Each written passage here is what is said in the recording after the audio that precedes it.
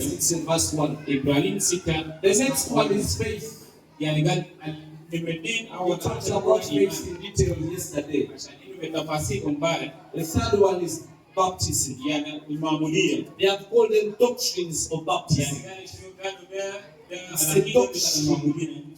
It's a teaching about baptism. It's a teaching about baptism. The Bible has 3 baptisms. You need to know all of them. And you must have experience. The first baptism is the baptism of John. The baptism of being baptized in water. It's called the baptism of repentance. When you got saved like this, you were supposed to be baptized. The word baptize is the Greek word which means baptizo. It means to immerse, to put in water. So baptism is when you get something and you put it in that in a certain liquid, or you put something. And let's say that white shirt you have put there becomes like the liquid you have put it in. So this shirt of mine was baptized in blue. So it came out when it is blue. So baptism is the first baptism. I said there are 3. Let me first give you the first one. In Romans chapter 6. Romans 6 and verse 1. Paul was discussing about something called grace. He was educating about grace. I said Romans chapter 6 and verse 1. It was education. It was capacity building. He was teaching about the grace of God. He wanted us to understand what the grace of God can achieve. And this is what he taught us. This is what he said. He said, now, can we continue sinning that the grace of God may increase? He said, no. We're not going to continue sinning that the grace of God may increase. And this is what he said in chapter 6. What shall we say then? Shall we continue in sin that grace may abound? Because he has told us, and said the more you sin, the more the grace of God is increased. The more you sin, the more the grace of God is increased. So Paul knew that people are going to continue sinning because they are in the grace. And he said, no, that's not what I mean. Then he explains the life of a Christian. So he starts with the question, how shall we who died to sin live any longer in it? So when you came to Christ, you were supposed to die to sin. I don't know Arabic. I don't know Arabic. Now, I'm dead to Arabic. Even if you abuse me in Arabic, I'll just look at you. The people around me will say, whoa. The thing I say to him is that. Me, I don't know what you say. I don't even laugh. I don't even give you 5,000. But the words you tell me are incantations. Holy words. I'm new to that language, I don't know it. So when you got born again, God made you take to sin. But when you see sin, you don't know what to do. It is strange to you. Now if you are alive to sin, and let me say my word, you must be dead to sin. You don't know how to sin. You are not skilled in sinning. So Paul is asking, Now how can we sin when we die to sin? What God does, when He brings you here, in His phone, He prepares ministers. In the church, they are ministers. These ministers are supposed to check on you if you are dead. I don't know if you have birds. We have birds in Uganda that like to check on corpses. You have anybody that checks corpses? Yes, we tell them that bad. So we have those birds also in Uganda.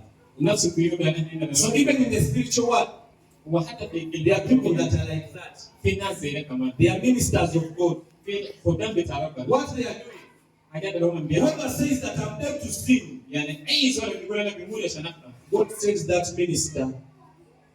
He comes to check on you. He borrows money from you and fails to pay.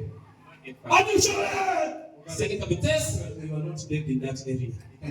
You're still alive. They take you back to the school. The church, they bring the worship team leader. The worship presses all here to see that this thing is here. She will raise up your hand, she raises like this. The young man, the eyes are like this. Making measurements here. Yes. Says this one is still alive with these things. They take you back. Until you can look at the girl and nothing happens. They say, in that area you have died. They come and check another area. What is saying? The question is, are you dead already? If you put you in the room with a girl for one night, can she survive you? When you put you in the man with the night, can you sleep really and sleep till morning? Ask the neighbor, can you sleep till morning? Can you sleep? Okay, for 2 weeks. You're using the same bathroom. Some of you are saying me when I say girl. You're lying. You have sisters, you have never raped them. Your mother is a lady, you have never raped her. Why do you select this girl 7 miles away is the one you want to rape? So it means you choose the people you want to rape. You know me when I see the skirt. I can't manage myself. But your sisters, why you did it? My sister, when I see the skirt, I can't manage myself. My sister, run away, run. You are lying. It is sin that is in you. Oh, yeah. They selected you. You selected a few people that you want to show your position.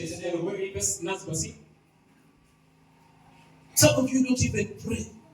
You go back, you not work in the quarry. You walk up there in the stones. By the time you go back home, you're tired. I just sit in the chair like this. Those things are hard, I'm tired. Okay, let us see. You're very tired. You can't even eat.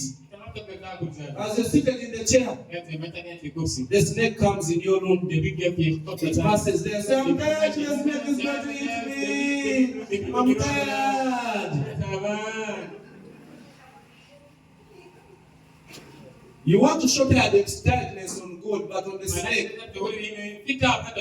Okay, you're very tired. As you're seated there, and put it on your window. I'm tired. It means you choose who to familiar. You chose God. It is on God you said that you're tired. Or serving to God. Even if you have a bandage and the plastic breaks there, you just remember the bandage when you are the other side. Look at your bandage. Where is it? Paul is saying, how can we who are dead to sin? We don't know to sin. He continues to say, don't you know, as many of us, we are baptized into Jesus. You were baptized into Jesus. This shirt was dyed into blue. You were baptized into Jesus. It's the reason why you are called a Christian. The word Christio is a Greek word, which means the people that are like Christ. What is Christ like about you? Christianity becomes, you are a Christian in the morning, at lunchtime you are not a Christian, in the evening you are not a Christian, as you go to bed you become a Christian. Because Christianity is not permanent. You are like a monitor, TV. What we see in the morning, your monitor is the devil showing you all this. Displaying his commodities. The evening there where there is no pressure, you put on the things of Jesus. So he's saying, you are baptized into Jesus. We are baptized into his death. When we are baptized, this is what happens. They get you and they put you in the water. They push you into the water and you hit the water down, and then you come back. It's a symbol of dying and resurrecting. Now you died when you're going down. That's what Paul is saying. That when you are baptized into Jesus, you die. You're no longer Uganda. You're no longer Sudan. You're Christian. Now when I touch a Sudan, you come, hey! You should be fighting for a Christian. You are first a Christian. Now you are very much a Ugandan. If someone touches a Ugandan, you first fight even if he's a Christian. Then you remember, hey, he's a Christian. That's your neighbor. That Ugandan touches party there and slaps him, not you. You run and beat this Ugandan is touching a national. Your nationality. That's from heaven. Then you become a Sudanese. Because when you died, you entered into a new culture. You were baptized into Christ. So, these people, if you're going to know spiritual things, you must be well acquainted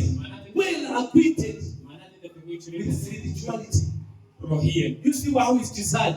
That your my real brother, than the person who is from Sudan. Whoever touches me, and there is a Sudani there, who is not a Christian, and someone touches me who is a Christian, you will protect me than you can protect the other person. Tell me, you ask your neighbor, can you do that? You can't.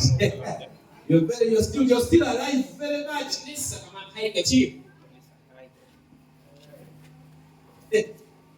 Are you really dead? In baptism, you must die.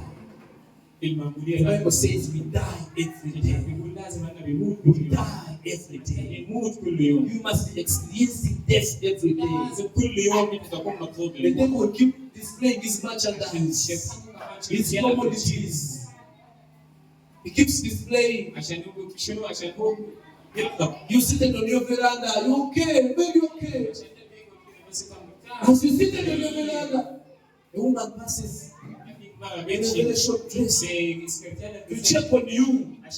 How is the appetite?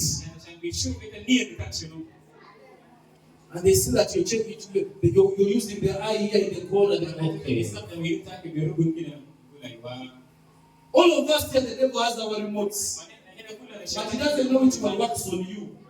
He keeps changing remotes. He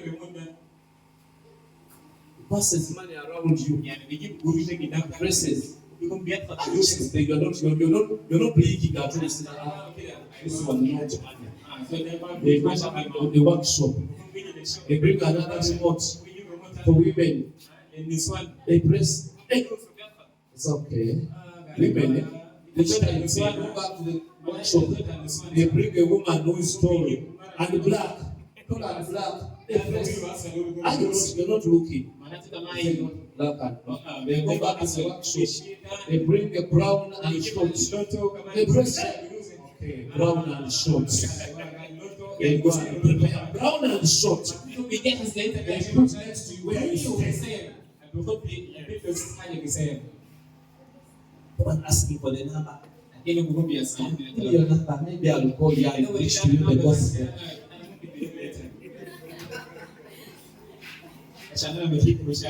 He has trapped you. That's why Jesus wants you to be dead. Every month they bring, you are not responding. Every month they bring, you are not responding. Every month you bring, they are not responding. But when of you, it is easy to get you. The name the devil just does, it does like this against any remote. Food. He said, food.